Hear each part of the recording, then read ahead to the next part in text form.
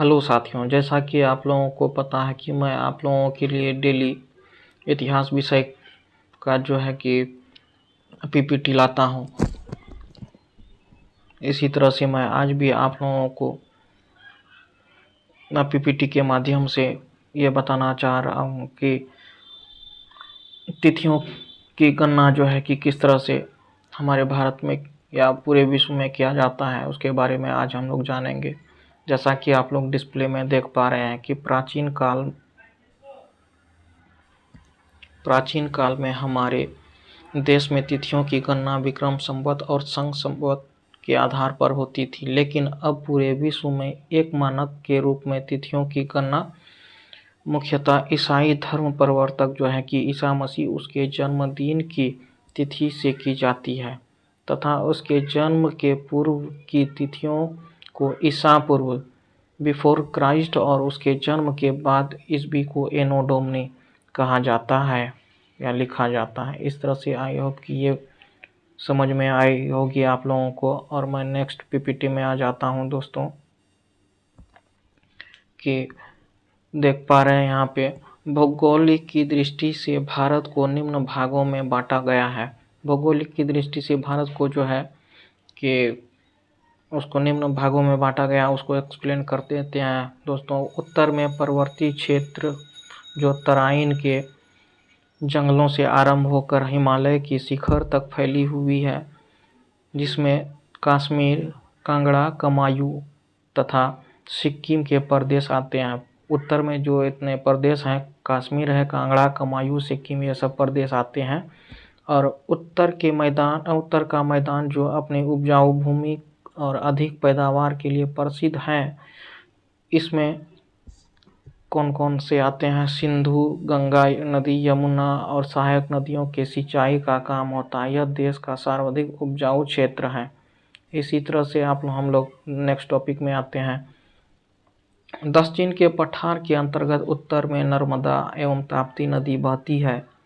इस भाग में विंध्य तथा सतपुड़ा की पहाड़ी, यानी कि दक्षिण में जो है सतपुड़ा और विंध्य की पहाड़ी है, जो उत्तर भारत को दक्षिण भारत से पृथक यानी कि अलग करती है, जैसा कि आप लोग यहाँ पे देख पा रहे हैं। और सुदूर दक्षिण के मैदान में गोदावरी, कृष्णा तथा कावेरी के उपजाऊ डेल्टा वाला प्रदेश है। ये कहाँ पे किस भाग में है? भारत के दक्षिणी भाग में है। गोदावरी नदी है, कृष्णा है, कावेरी दक्षिणी भाग में है। ये नदियाँ दक्षिणी भाग में है। दर्रे जो है कि पहाड़ियों के बीच के संकरे रास्ते, दो पहाड़ियों के बीच के संकरे रास्ते को हम लोग क्या कहते हैं? दर्रे।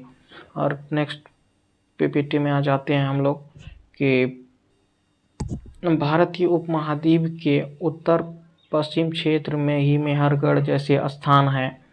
उत्तर में मेहरगढ़ स्थान है, जहां लगभग 6000 ईस्वी पूर्व में लोगों ने सबसे पहले गेहूं और जौ जैसे फसलों को उपजाना आरंभ किया था। सबसे पहले फसल कौन से हैं? गेहूं और जौ को उपजाना आरंभ किया था। कहाँ पे? ये भारत के उत्तर पश्चिम में मेहरगढ़ से मिला है दोस्तों। इसका भी सवाल जो है कि बहुत ही फेमस है और बहुत एग्जाम में आया है।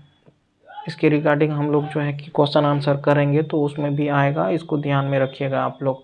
तो इसी तरह से नेक्स्ट है दोस्तों, उत्तर पश्चिम में सिंधु एवं इसकी सहायक नदियां बहती है। ये सहायक नदियां आगे चलकर बड़ी नदियां बन गई। लगभग 4700 साल पहले इन्हीं नदियों के किनारे एक नगरीय सभ्यता जो है कि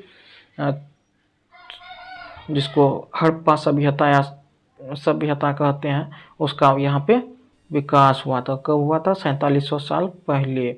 इसी तरह से नेक्स्ट टॉपिक पे आ जाते हैं हम लोग कि उपमहाद्वीप के उत्तर पूर्व में गारो, खासी, जैंतिया, मिसमी और नागा पहाड़ी है। कहाँ पे है? उत्तर पूर्व में कौन सा पहाड़ी है? गारो, खासी, जैंतिया, मिसमी, नागा पहाड़ियाँ हैं। इन्हीं पहाड़ियों के नाम पर आदिवासी मानव समूह की पहचान की गई। आदिवासी समूह जो है कि गारो, खासी, मिसमी, ये सब जनजाति जो है कि पहाड़ियों के नाम पर ही इन आदिवासी समूह का नाम पड़ा।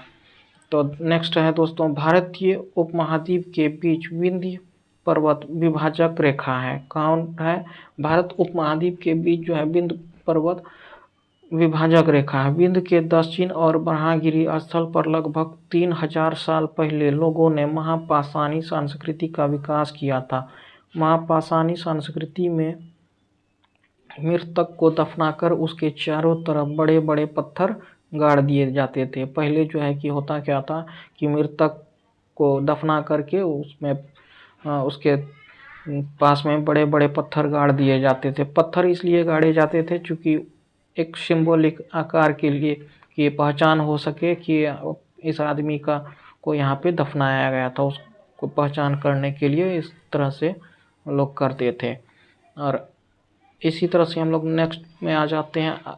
विंध्य पहाड़ियों के उत्तर में स्थित कोल्डिवा एवं चौपानो माड़ो ऐसे स्थल हैं जहां सबसे पहले चावल की खोज हुई थी या उपजाया जाता था। कहाँ पे? कोल्डिवा और चौपानो में, जहाँ से चावल का प्रमाण हम लोगों को मिला है। ये बहुत ही एग्जाम की दृष्टि से जो है कि बहुत ही इम्पोर्टेंट क्वेश्चन बनता है दोस्तों, ये आप लोग याद रखेंगे। और नेक्स्ट है, प्राचीन काल में मानव पत्थर की गुफा, उसके औजार, उसके आभूषण का प्रयोग करते थे। पहले प्राचीन काल में जो है कि मानव पत्थर से औजार और गुफा यानी कि घर बनाते थे और उसमें लोग रहते थे। इस काल को पुरातत्वविदों ने इसी काल को पुरातत्वविदों ने, इसको इतिहासकारों ने पाषाण काल का नाम दिया। इसी तरह से हम लोग नेक्स्ट टॉपिक में आ जाते हैं दोस्तों। पाषाण काल को 3 भागों में विभाजित किया है। इस तरह से हम लोग देख सकते हैं कि पाषाण काल को भी 3 भागों में विभाजित किया गया। जैसा कि हम लोग पढ़ चुके हैं पहले कि इतिहास को भी 3 भागों में बांटा गया था। कौन कौन था? तो प्राचीन इतिहास, मध्यकालीन इतिहास और आधुनिक इतिहास। इतिहास को 3 भागों में बांटा गया और प्राचीन इतिहास को भी 3 भागों में बांटा गया है। तो कौन कौन है? पाषाण काल, यह काल लगभग 20 लाख साल से 14,000 साल पहले तक का है माना जाता है। और मध्य पाषाण काल, यह काल 14,000 साल से 8,000 साल पहले तक का माना जाता है। और नवपाषाण युग, इसका काल जो है कि 8,000 साल से 3,000 साल तक माना जाता है। इसी तरह से नेक्स्ट टॉपिक पर हम लोग आ जाते हैं। पीपीटी यहीं तक है दोस्तों, आज तक के लिए इतना ही। आई होप कि आप लोगों को समझ आया होगा। नेक्स्ट वीडियो में फिर से इसके अगले टॉपिक पर चर्चा करेंगे। आज के लिए इतना ही, अभी के लिए थैंक यू।